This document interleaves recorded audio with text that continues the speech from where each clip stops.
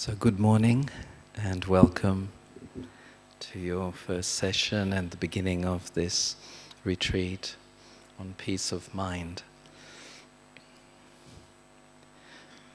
I'm sure most of you have come to try to understand how to attain peace and keep it, not just in a meditation session, but also to keep it with the self throughout the day, because this inner peace is what creates the space for newness, creates the space for doing something much more creative with one's life. And we're finding that more and more, and it's really a necessity to be able to keep quiet and be silent within, because it is this silence that refreshes and empowers the inner person, and of course, consequently, the outer person. It is the silence that reactivates and rejuvenates the inner system of the self. And what is this inner system? It's the inner system of our thoughts, our attitudes, and our feelings. This makes up our inner consciousness, and whatever is happening inside there, this is what's going to create my external reality, especially in my relationship with others and with the world itself. So the practice of silence through meditation is taking me back to the original blueprint of this inner system and its effective working, because many people are stressed, many people feel overloaded, many people feel even isolated and alienated because there's so much dependence on the outside. The dependence to find fulfillment, the dependence to be acknowledged, to be valued. But we understand through the art of meditation, the art of creative silence, that first of all, it's the relationship with oneself that's going to be the key that unlocks the door of well-being. And this meditation, Raj Yoga meditation, it's called Raj Yoga because the idea of it is to be able to master how I think, how I feel, how I relate, how I interact, how I express. So then gradually, the violence or the selfishness or the blocks or whatever negative thing there is, either towards myself or towards others, gradually, I start not just to see it, but also to dissolve it. In ancient Greece, some students once asked Plato, what is the truth or what is knowledge? And he gave them a very simple answer. It is simply to remember what you have forgotten. So in silence, we start to wake up from the amnesia that so many people seem to come under at one time or another. The rushing, the pushing, living up to other people's expectations, my own expectations of myself. This produces a great deal of tension and disorientation. So silence, personal silence, gives me the compass, where I should go.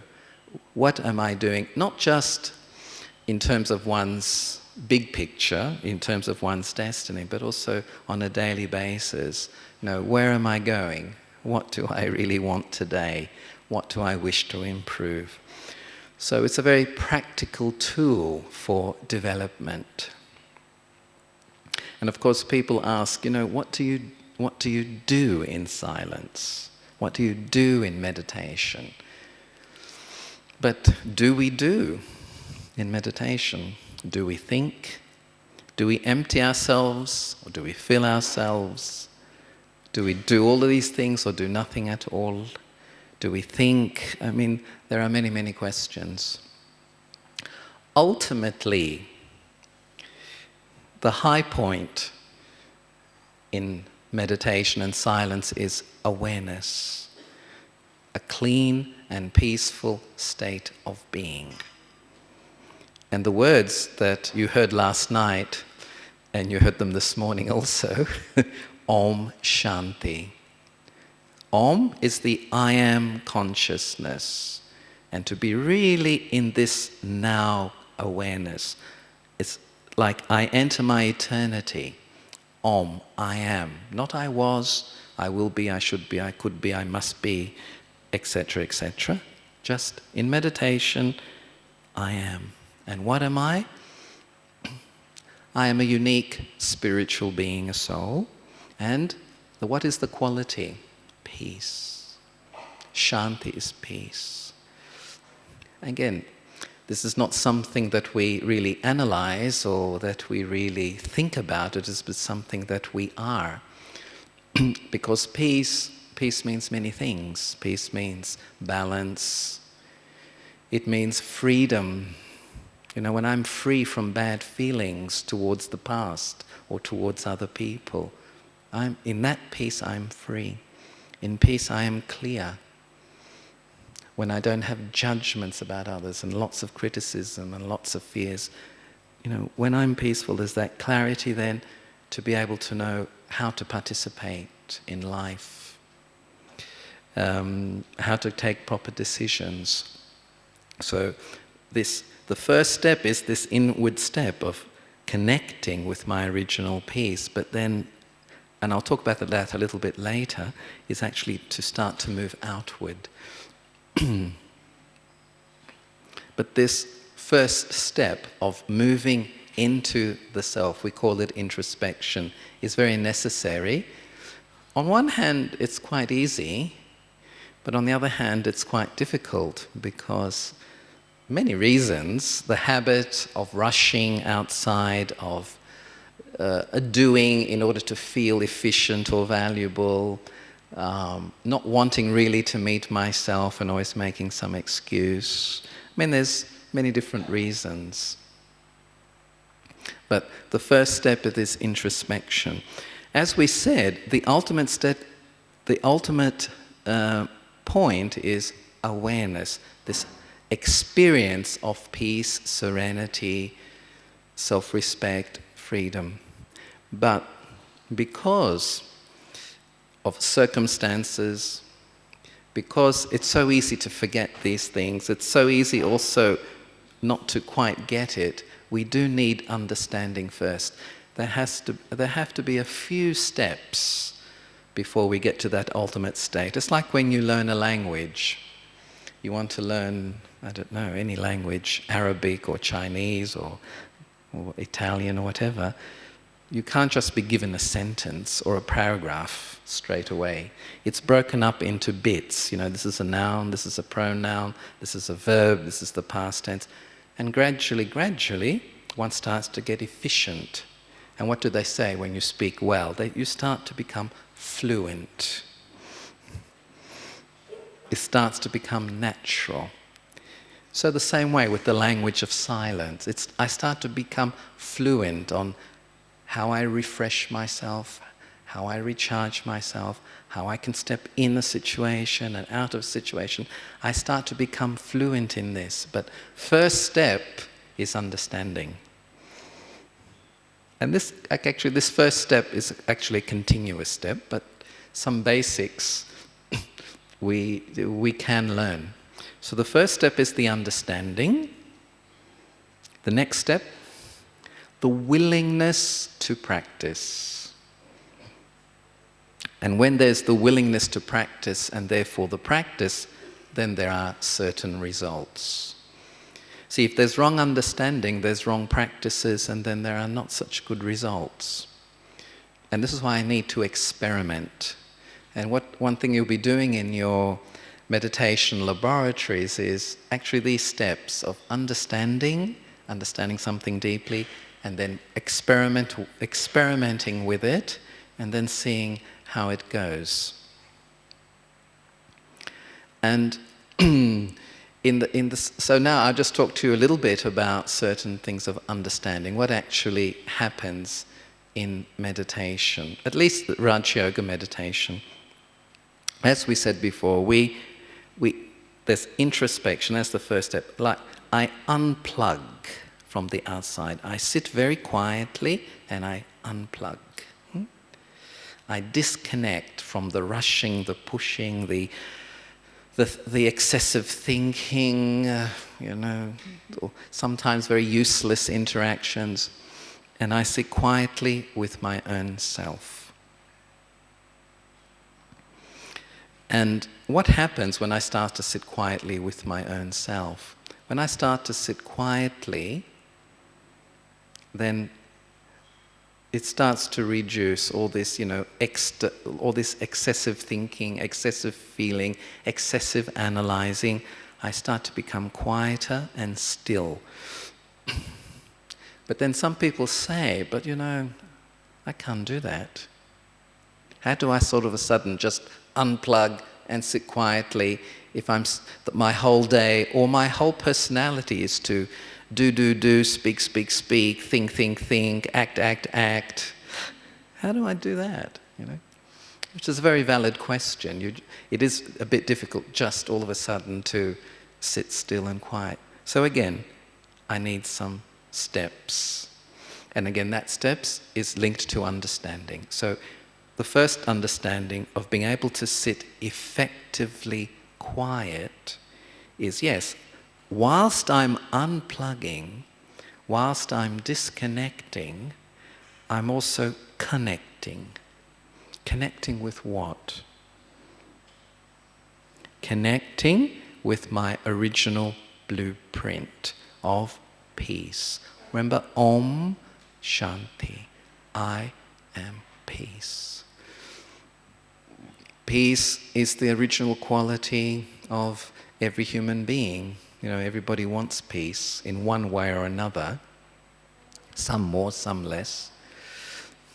Of course, this is one needs to have a bit of faith also in this.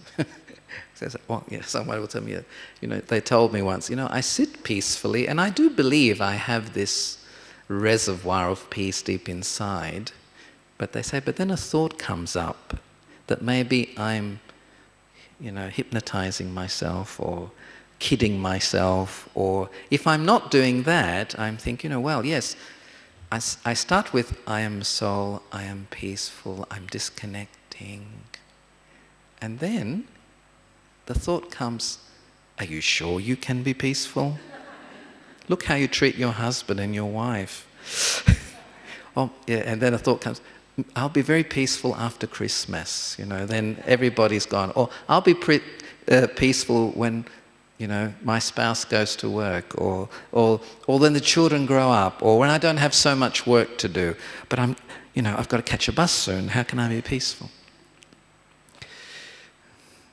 These thoughts may come, but then I've got to be very concentrated. Gentle, but determined concentration. And this is why I must give myself space and time. Because it is, the easiest thing, the most easiest thing is to always find the appropriate excuse why I can't. My mind doesn't concentrate. The children are too demanding. My work is too... what do I prioritize? I can always find 10 minutes, 5 minutes. Because I will find that if I become clever in making excuses, I will not effectively practice and I will not be able to learn. I just won't. And that goes for anything in life. It's not just meditation. So, back to step 1. I'm disconnecting. I'm connecting with my original quality, my original blueprint, peace. I am this. Not to think I should be, I could be, I would be. In that silence, just that faithful thought. The thoughts are reducing, just a few thoughts. Of course, when we really get into the experience and the awareness, I don't need thoughts. But nobody is that advanced or that concentrated. They can just keep quiet and go straight into a state of peace. It's very few. And so now, actually, rather than talking about it, let's do it. I'll go with you with a little bit, go through these steps. one by one, and let us go into this consciousness and to this awareness of Shanti, the original peace of the self.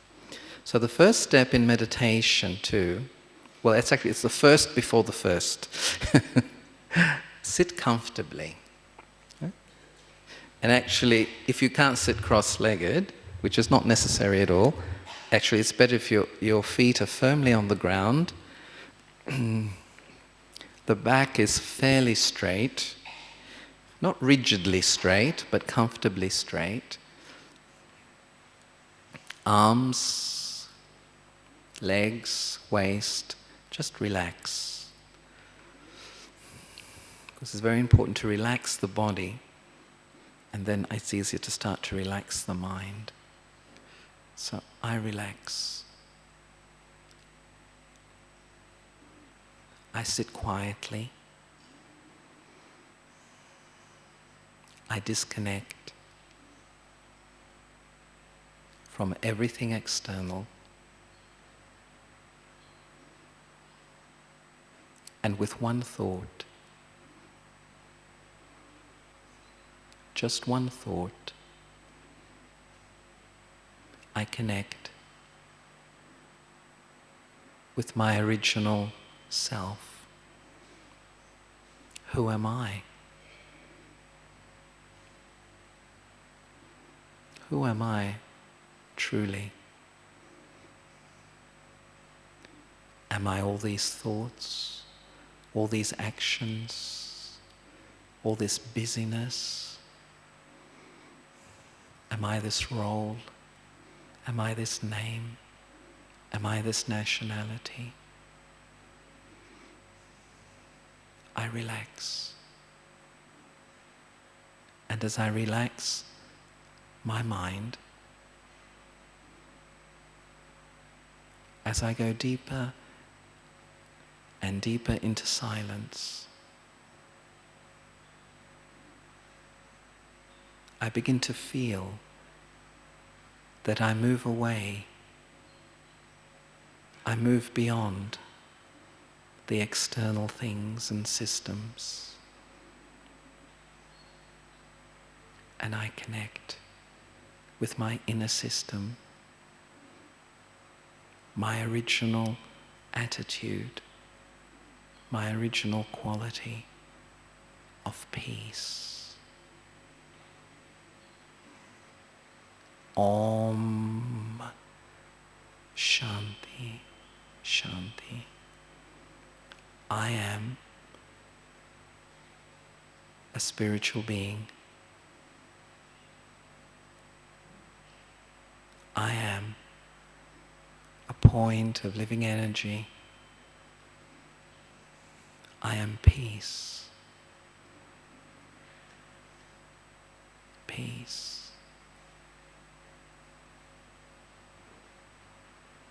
As my thought, so my consciousness.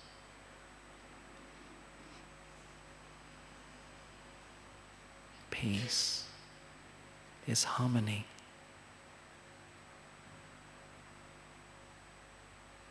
Freedom. Peace is balance.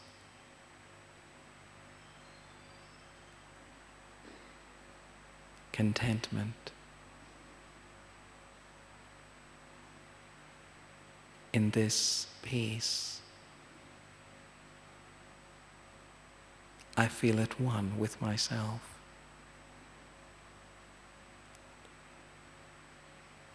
Serene. Tranquil.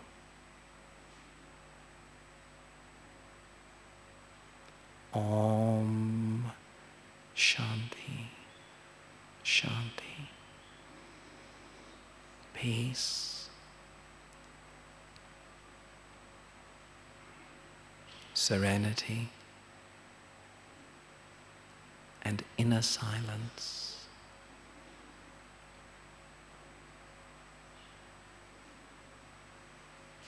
Peace.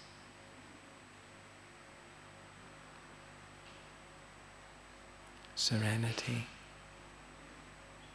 and silence.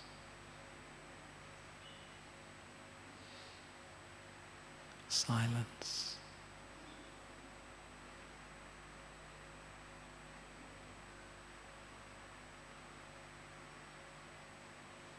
Silence.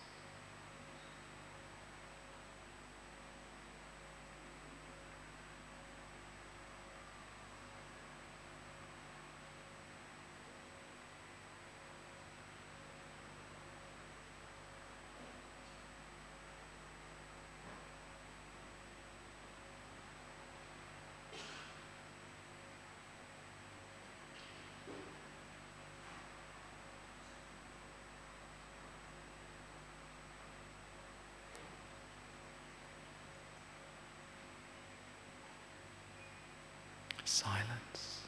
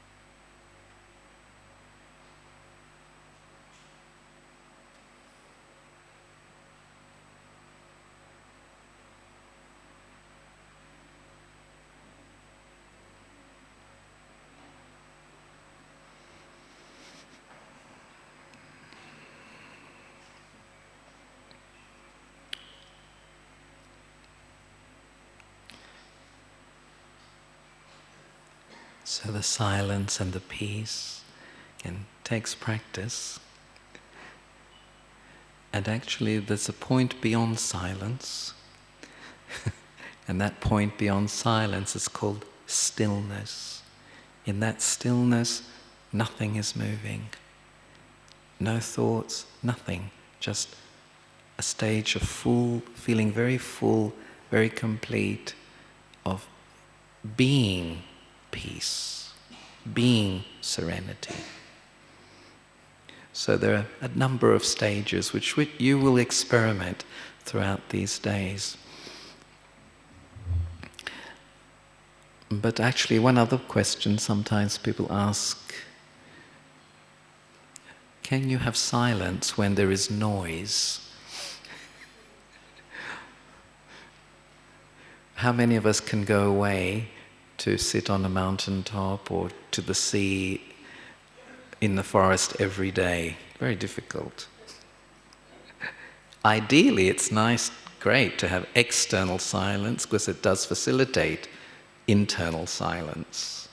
We feel in nature her religion of natural religion of harmony, peace, coherence. Nature has this. This is why we love her so much. But in the everyday life, where we're living in the cities and many responsibilities, we actually do learn to be able to create and sustain this oasis of silence inside ourselves, no matter the noise that is happening. The main thing is not to be pulled into negativity.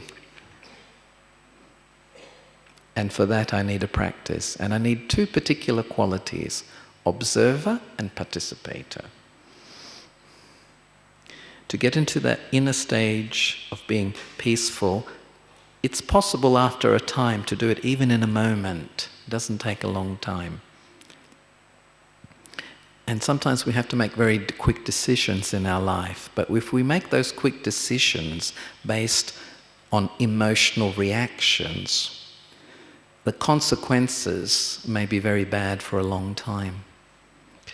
So it's a vital thing. It's not just a luxury silence, because sometimes people say, oh well, when I finished everything, or when I'm 60, or when I'm something, I can learn to do all these things. I remember when I was starting this, I was very young, in my very, very early 20s, and when I went to some places, they would say to me, but you're too young for all of this. Wait till you're much older. Have a good time now. I didn't quite understand what they meant by a good time. But definitely, if we cultivate this practice of observing and not reacting straight away, just creating that space it's a space of respect for myself and the other. And if I learn to observe rather than quickly react, I will start to get the clarity to know how to participate well and effectively. Again, it's a practice. It doesn't happen overnight, and it doesn't happen just by trying to do it once. Practice, especially when I start to see the good results, it starts to encourage me to keep doing it. It's a refinement. Everything takes refinement. So definitely not to think that I can only be silent where there's no noise. Even here, you will find that when you're in your probably laboratory group, there will be some noises going on outside. But I can inwardly detach where they don't affect me. And that's for everything. Even people, you see them, hear them, all of this, and sometimes they may not be pleasant things. See, but don't see. Hear, but don't hear. It doesn't mean I become numb or indifferent. It means I'm just observing to discern the best way to respond, or the best way, to participate. So silence is very helpful in this, and also not to wait till there's no noise and then I can be silent. I don't think you'll find a day when it's like that, or a situation. So this is the first step we did of moving inward. In everything there has to be a balance. And of course, the balance is only possible with the physical, with time, with others, when the basis is spiritual. So the first step is to go in and position myself as a person, as a spiritual being, in the right way. It gives the self-sustenance and makes me more effective as a person. Now the next step, and this is the step usually it's done quite, wrong, if you can use such a word, wrong. I would say probably it's done unconsciously and it's from habit, is that we move straight away horizontally. Actually, most people don't even turn within and position themselves. Their life is just horizontal, to jobs, to people, to situations, and this complete horizontal living sabotages me over and over again, you know? I lose my dignity, I lose my happiness, I can become very dependent, you know, I can become very hopeless. So, to overcome this sort of negative horizontal movement, the first step is to turn within. Because we do need horizontal movement, that's definite, to the others and to life and to people. But the steps before that, and this is what we do learn in meditation as well. So that was the first one. And the next is the vertical movement. And in meditation yoga, this, you know, this vertical movement is the connection with the supreme source of peace. And different cultures, different people have different names for this. We don't have to go into the detail of it. We just know there's benevolence, there's non-violence, there's acceptance in that source. Sometimes people call it nirvana, the place. Some people, it's a being. But the best way I can compare it with is the sunlight, the sun. You know, sunlight is for all the life on the earth, you know. Sunlight will not go just to China, or just to Africa, or just to Australia. It's for all, at different times. And life, whether it's a tree, a plant, or a person, takes that light, and that light becomes a catalyst. It's like the seed of the rose. The seed knows what to do. It knows what's inside. The light acts as a catalyst. In the same way, sometimes when we're trying to make this movement inward and stabilize, sometimes it's easy, sometimes it's rather difficult. But if I make this vertical movement, I'm able to get also cooperation, the divine cooperation, in the form of peace, in the form of light, in the form of love. Again, I don't want to label it too much because, you know, it's not a matter of philosophy or belief or labels. It's just to know that there is a point of reference in the world, a point of light that everybody has the right to tune into. And when I'm able to tune into that point of reference, into that light, that also helps a lot. It helps me to remember. It starts to activate. It's like, I remember my father once, he had a whole a jar of seeds. I don't know what they were. I don't know if they were cucumber seeds or whatever. But they were there for quite a few years, and he had to make sure there was no light or water got into them. But once he decided to plant them after some years, planted them, the light came, the water, the earth, and then they started to grow. What was in the seed was in the seed. It knew how to be a cucumber. No, what is in me as a soul is unique, and it is individual. Not in an egoistic way individual, but in a very natural way, you know? It's like everybody has their uniqueness. And, you know, when you have a spiritual uniqueness, you have an attitude of respecting other people's uniqueness and cooperating with it.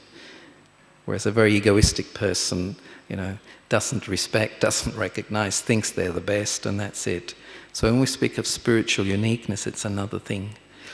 But anyway, when I move vertically, then the spiritual light, the divine light, is able also to activate this. Because sometimes I'm not able to recognize myself. I'm not able to remember myself. I need a nudge. I don't know how you translate that into other languages. A nudge means a benevolent push, a sweet push, you know.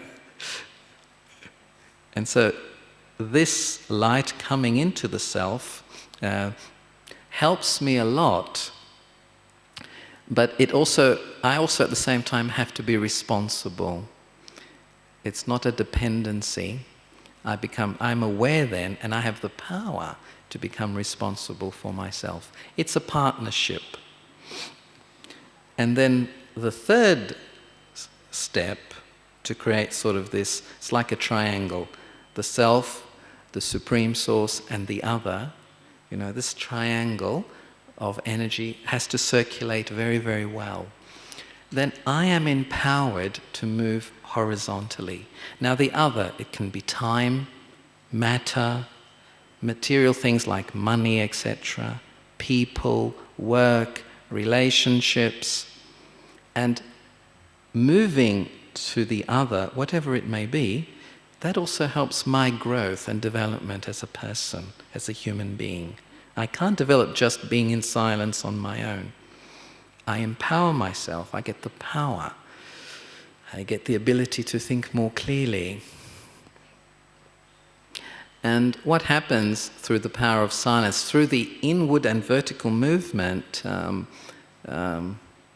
we start to become more generous, have more understanding, more tolerant, more open, less fearful, less rigid, less closed, less stressful. Not just our mind opens, because in meditation it's not just the mind opening, it's also the heart opening. And so when there's this genuine openness without dependence in it, without wanting things, which is a difficult thing, isn't it, to get over, then when I relate horizontally to people, to my work, it flows, it's much more flowing and it's balanced. I don't seek to take anything, for example, that I need the approval of this person, or the achievement in my work is the measure of my value as a human being. These types of thinking and thoughts have gone when the inward and vertical movement is working accurately. Then when I relate to the others, yes, I express, I learn, I share, I grow, I develop. And especially in relating to others, one thing that we learn through meditation, and it comes actually very naturally, we think before we speak. And I remember one time, I think it was Daddy Janki, she said actually, she was telling us, because we were quite a few years doing meditation, she says actually this is not enough either. Think before you speak, you have to also think before you think. And I was trying to figure that out. How can I think before I think? And she was saying this, can't you also observe your thoughts? Or are you just caught up in your thoughts? Or you just put a brake on your thoughts? You, the soul, you, the being, are also creating your thoughts. So watch what you create. Because thoughts are a seed.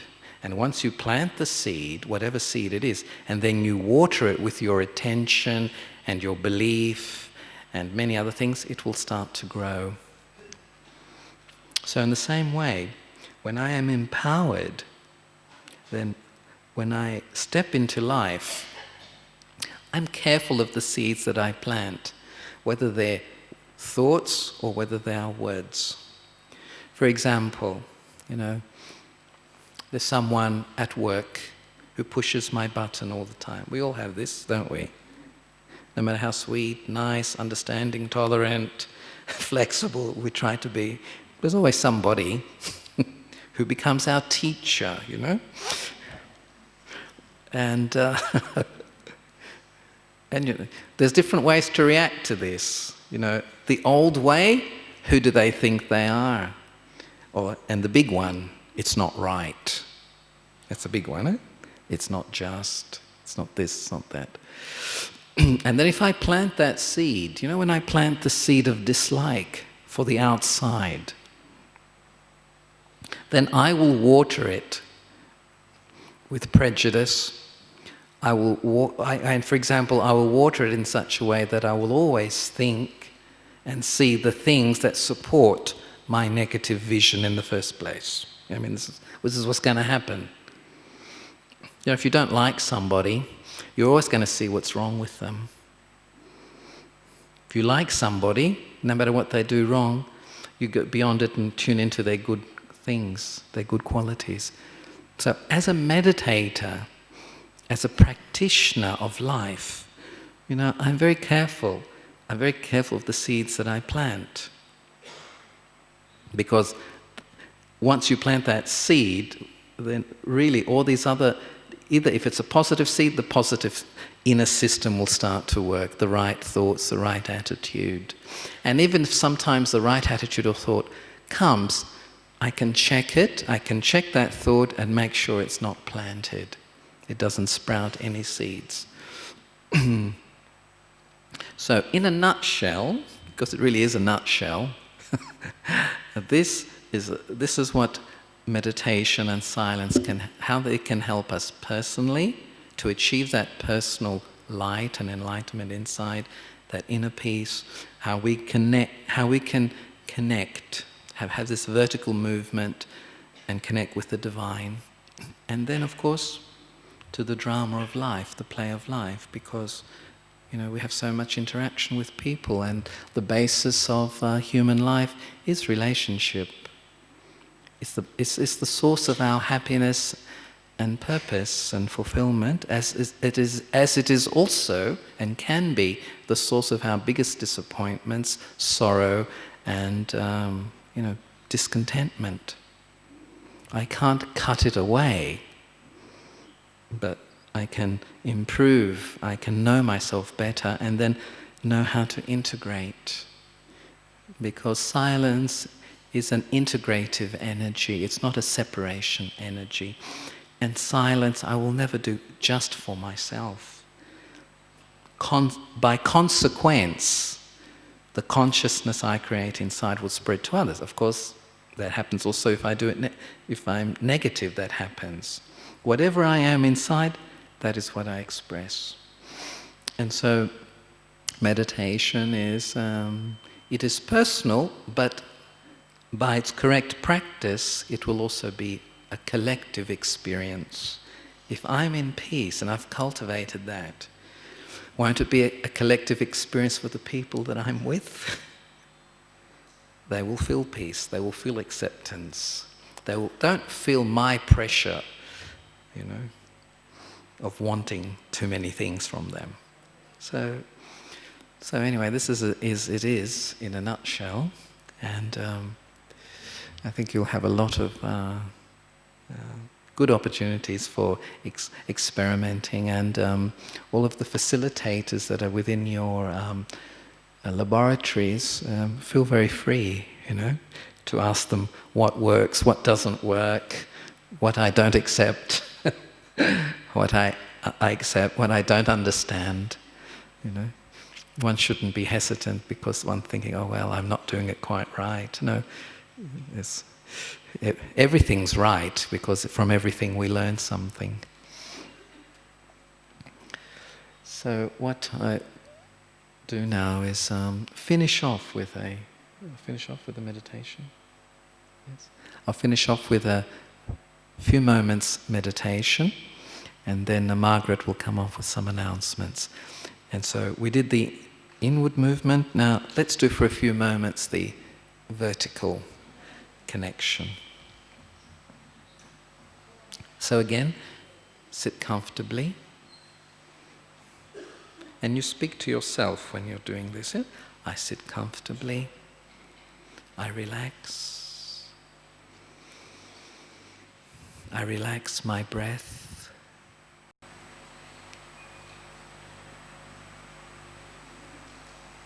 I relax my body, my legs, I relax my thinking, and I move inward.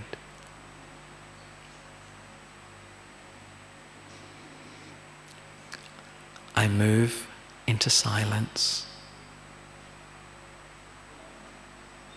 I connect with my inner system, my soul self. Who am I? I am a point of eternal energy. I am peace. Om, I am. Now, in this second, in this one thought, I am. I am a being of peace. Shanti. Peace. Peace, harmony, and silence. Peace, harmony, and silence.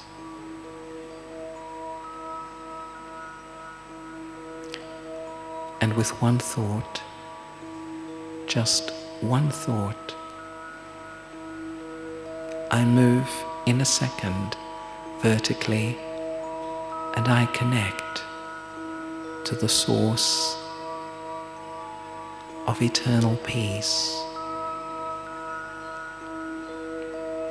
benevolent peace, universal peace.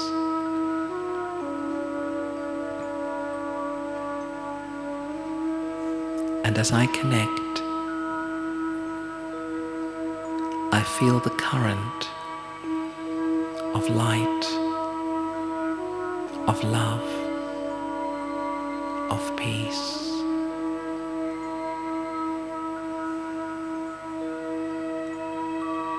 And as I absorb, I remember my original self, my original relationship with that one, and my original relationship with the world, with my brothers, my sisters, with time, with matter. But now, in this second of time, let me remain in this awareness of being connected to the source, a gentle, deep connection, the link of living, of life. I remain here in this awareness, peace, light, and silence.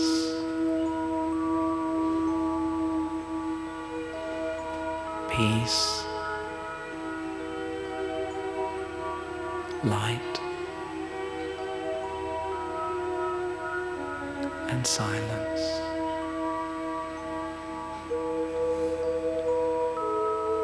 Stillness.